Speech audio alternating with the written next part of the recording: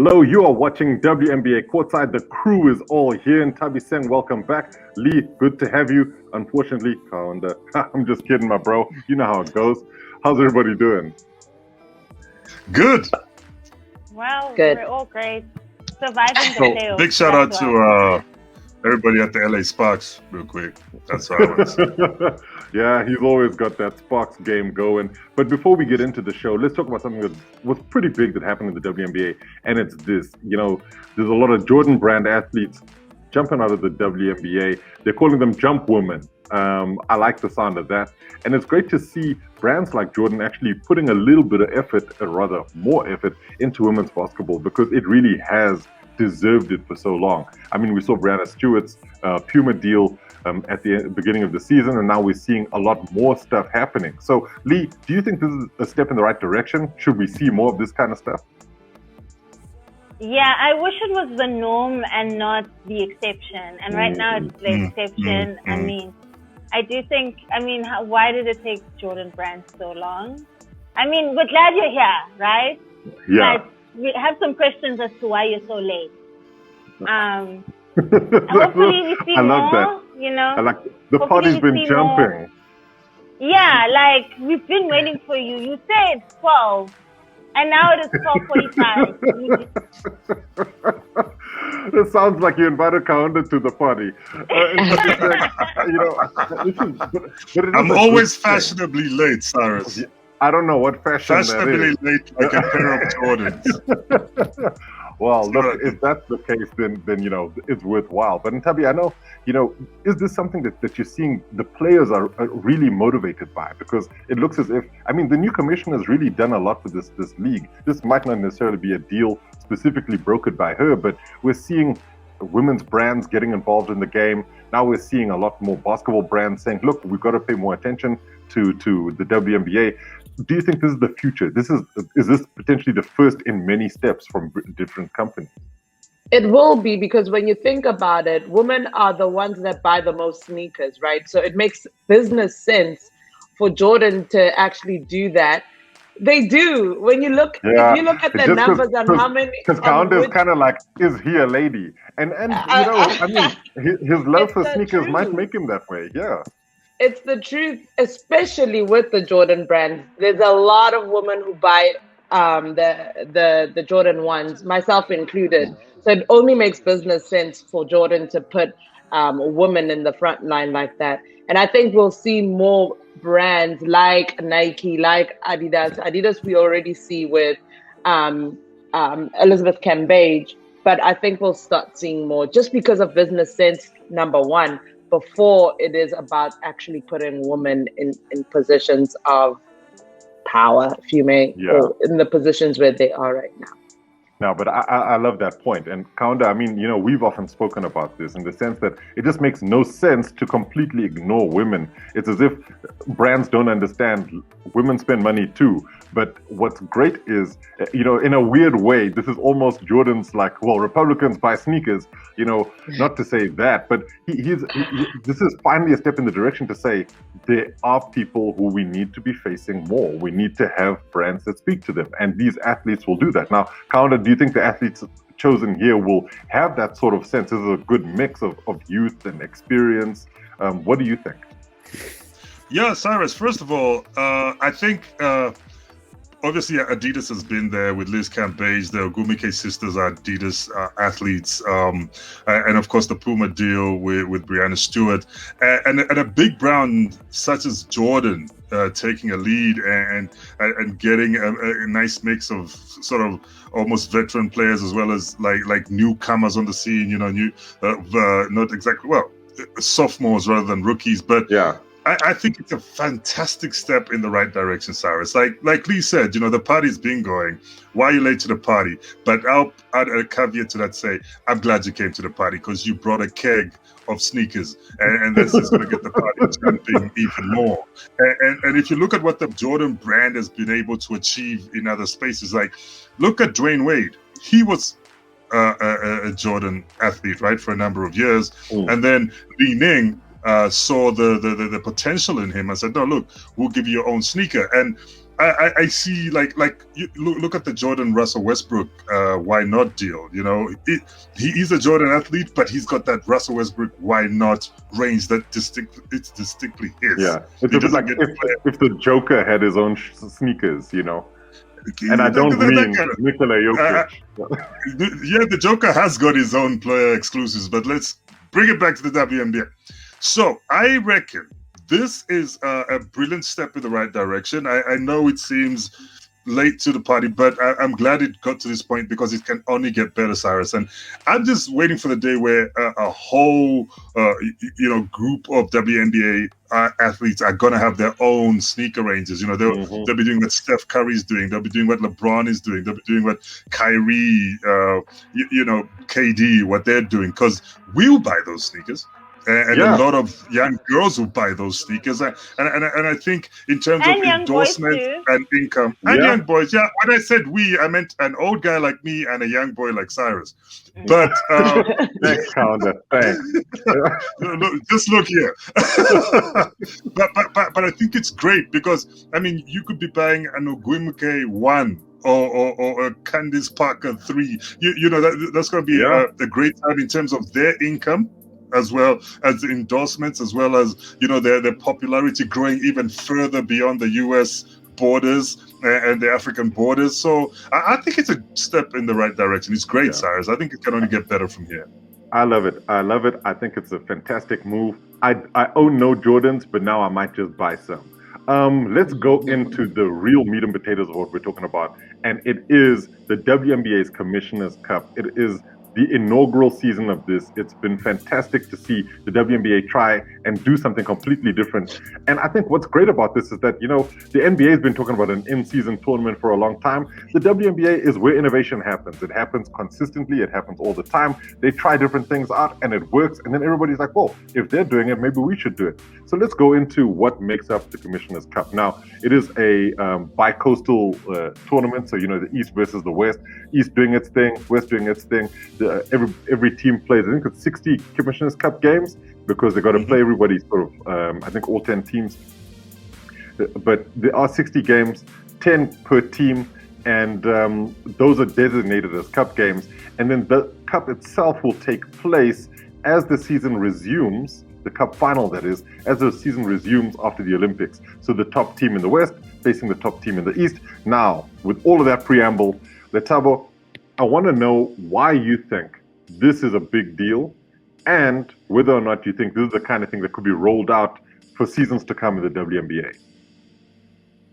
Well, I think it definitely helps with the, how, because like a season can feel sometimes very long. So it kind of brings like a shorter term goal closer to home rather than the long stretch, which is the season. Yeah. And I mean, if there's cash money, ain't there's a cash money prize involved? Yep, 500,000. I mean, what player wouldn't want some extra money, to get, They're going to go and play in Timbuktu, So exactly. A little bit of more change would help. Yeah, it definitely would. So I think it adds a bit more competitive edge, because we all know, like with a long season, sometimes you can just be like, huffing and puffing just to try get to the finish line, which is the playoff. So it gives like a fire up one's ass, I guess. The incentive, I believe, Yeah, and that's it, right? That's it. But Nthabiseng, so you've got this cash incentive. You've also got, this because there's a prestige attached to it. Who doesn't want to win a trophy? And when we look at what's actually happening at the moment, let's look at the East, right? The Connecticut Sun are leading the way. They are doing what needs to be done, but right behind them is the Chicago Sky. And then you've got the Atlanta Dream and so on and so forth. Now, if we look at that particular sort of Eastern Conference, you look at it and you say, okay, fine, this is just looking like the NBA standings. But the reality is you can actually move up and down there a lot better than, let's say, the overall standings, because you only have to beat the guys who are in your conference. Are the Connecticut Sun almost a shoe-in here? I mean, they're looking really good. And when you look at what's happening with these peeps out here, you really got to be like, okay, maybe stuff is going down in Connecticut. Oh, yeah, they are. And I mean, we always give Lee grief about her Connecticut Suns, but they seem to have proven us wrong. And the Mystics, even though they beat Seattle with a very skinny bench, You've been wanting to talk about them Mystics. Because it was a ridiculous game. And funny enough, I wanted to go there, but there was other issues. But anyway, I'm just saying that I thought the Mystics would be in a better position than they are right now. So I'm pleased with the Connecticut Suns being where they are, and I do see them playing in the finals of this Commissioner Cup. Well, it looks that way. Kaunda, we're looking at the Western Conference here because you keep talking about them LA Sparks, but I'm looking way down there, and that's where I'm seeing them. And no disrespect to the players on that team, but the cup standings are the cup standings. And when we look at that, we're seeing Seattle, we're seeing Las Vegas. Those are the front runners in the West. I mean, are you going to get any better than these ladies? Is this really what you're trying to tell me that your Sparks can't do? They can't beat those peeps? No, they can't beat them at the moment. I think we have the manpower situations. Plus, we haven't got an Ogumike starting at the moment. So you can make all the noise. We losing. We got no Ogumike, not the first one, not the second one. But that's besides the point. Seattle Storm are a great squad. I mean, I was speaking to Lee off camera yesterday when we were recording in another show, and I told her this could be a back-to-back for Seattle, the way I'm seeing the performance. And they're just that team at the moment in the WNBA. It kind of is starting to remind me, and I think maybe that yellow is also shining through, of the Golden State Warriors era, that yellow. I think it's going to be a great color. It's going to be lifting that championship trophy again, So look, Sparks aside, Can I say something about what you said, Kaunda? I like Seattle. I don't have a problem with them, but you guys know that I love Aces a lot more. Yeah. The Seattle Storm struggle against dominant bigs, right? They struggle, and if they don't get anybody bigger than Mercedes and Stewie and others, they're gonna continue to struggle even within benches like the Mystics. So I personally think that they need to do something different so that they can be in a position where they play in the finals and they do have a back-to-back season. But at the moment, I can't comfortably say that Seattle will have a back-to-back situation.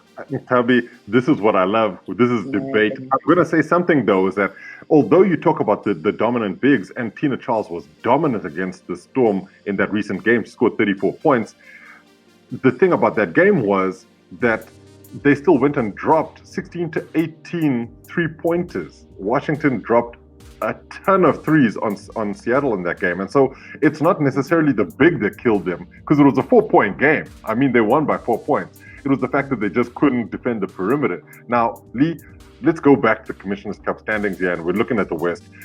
The differential here between what's happening with the Storm and everyone else is crazy, because played 5, won 5.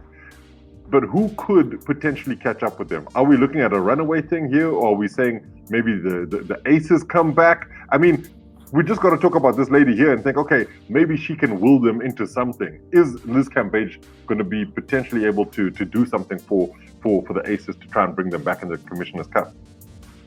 I mean, maybe, but that duo to me is still very concerning. Asia Wilson and Cambage, because they still haven't. I don't think they still figured out their chemistry quite yet. They look like remnants of who they were, but they aren't. Yeah. We're not getting like an MVP season from Asia. We're not getting an MVP season from Liz Cambage. Why did I say Cambage? Well, it ain't wrong. When we both. No, it's because her nickname is Cambage. That's why. And I was like literally on Instagram and I was watching her stories. But yeah, they just both they look like remnants of the players that they used to be. Yeah. They need to figure out how. I mean, I know that Cambage has gotten better with her efficiency with Aja's in, but Aja thrives when there's mid-range shooters, not when there's somebody clogging up her lane. And they're missing somebody, right? Yes. Yeah, they are. So, what? Angel McCoughtry. Yeah, Angel McCoughtry. She would have been perfect for that mid-range game. So yeah, and that's why like last year she had a MVP campaign. It's because she was surrounded with mid-range shooters, and now she literally has someone plugging up her lane, and then she's like, well, and like I said, Liz Cambage also, outside of her efficiency, she's technically a double-double walking, right? But she hasn't necessarily been averaging double-doubles. So yeah, I'm not convinced entirely. No, Seattle has it more. But what's interesting about that, because I love that point, is that I do think Seattle perhaps have a better mix as a team, though I do think Kelsey Plum needs to do a lot more for the Aces. But then she's also going to the Olympics to go and play 3-on-3. So, it's all happening there. But just to go back to the Eastern Conference, and Lee, I want you to just round this off, because crazily, when we look at who's behind the Sun, and really the differential is not that big. You look at the standings, and then you see one particular team, and they look like this, and you're like, okay, so they're doing it in the Commissioner's Cup, though not necessarily happening so much in the overall standings. But the Chicago Sky are doing some big things. Courtney Vandersloot has been fantastic, and we'll talk about her in a little bit now. But do you think that the Chicago Sky could potentially, throw a spanner in the works for the Connecticut Sun? Yeah, it's very possible. I think they're without Jonquel Jones now, I believe, because she's also going to go play FIBA. And isn't there a situation with Kurt Miller where Kurt Miller isn't around as well? Some things are happening. Some things are happening. He left due to personal reasons. Yeah. And so now there's like an interim in the moment. But that's a perfect gap window for... there's a little bit of disruption. So perfect window for Chicago Sky to come take in and sweep in the last minute. Well, we're hoping that we're seeing something special from Candace Parker, but perhaps those special days might be far away in the past.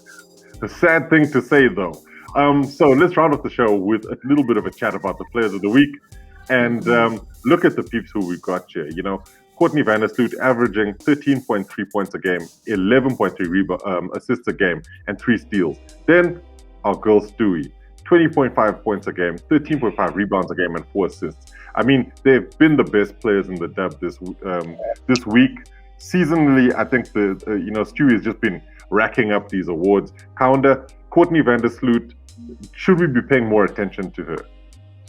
Yes, I'm a big fan of Courtney Vandersloot. I mean, a couple of seasons ago, she won the 3-point contest at the All-Star game. Yes, I remember, and she won it in style. And I was watching some highlights of her earlier today, and she's got that motor. She just keeps going, and she's got that energy. Even after she scores, she celebrates like it's a party, but keeps on going. I'm like, wow, take time to breathe, young lady. But no, she just keeps going, and I like the look of Courtney Vandersloot. Like, she's a great player. She's no stranger to high pressure situations or taking that more all important clutch shot from even 3-point range, and I think deservedly so. She deserves to be the top player this week. And what more can I say about Breanna Stewart? I think, look, I'm putting money on the Storm this season, Nthabiseng. I'm putting money on the Storm. And she might just emerge as MVP. I don't know. It could be one of those Breanna Stewart MVP seasons. It's very early, I know. Again. But hey, I don't know. I see you. Guys, Breanna Stewart can ball, and she's balling. I mean, have you seen those numbers? Have you seen those numbers? Yeah. Look, just to go back to it, I think it was actually Ali Quigley who was the 3-point shooter at not Vandersloot, but it wasn't Vandersloot. It was Quigley, right? Yeah, but my bad. Let's just remember, Tina Charles is head and shoulders exactly MVP conversation right now. She could potentially average the highest points total in WNBA history, eclipsing Diana Taurasi. But we'll have to see. But we saw how last year that didn't matter. So yeah. Look, having said that, right? No, it's true though. It's true. I mean, being a scoring champion doesn't necessarily mean anything. But Stewie is and will always be one of my favorite players. So we're going to have to leave it there. Thank you so much, everybody. It's been another great episode of WNBA Courtside. Make sure you like this video, subscribe to the channel, and love all of us on our social media platforms. From me, Cyrus, it's goodbye from the crew. Do you want to say your goodbyes? Cheers, guys. Treyway 3.